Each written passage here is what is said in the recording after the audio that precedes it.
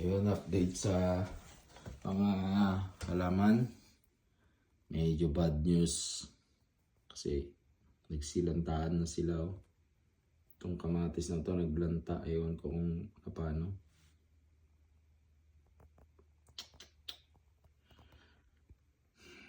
Ayun ko tong sitaw kung maganda naman yung ano niya.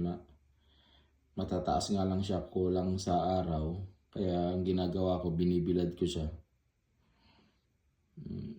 Medyo okay pa naman siya. Kaso nga lang itong kamatis, parang iwan ko kung bakit nagkaganito siya.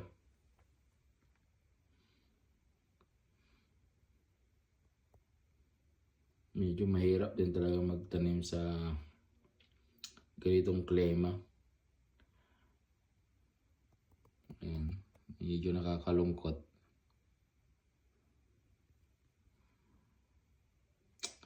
Sana dito sa sitaw meron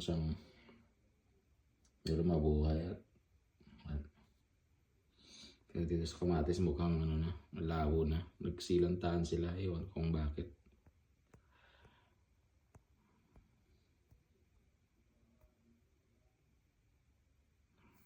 Bale ito na yung weather dito.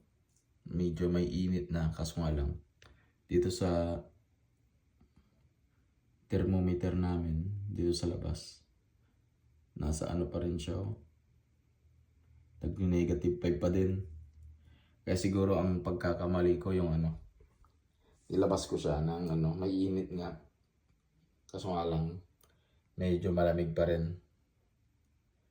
Kaya yun siguro yung nagkasira dito sa halaman, sa mga tanim.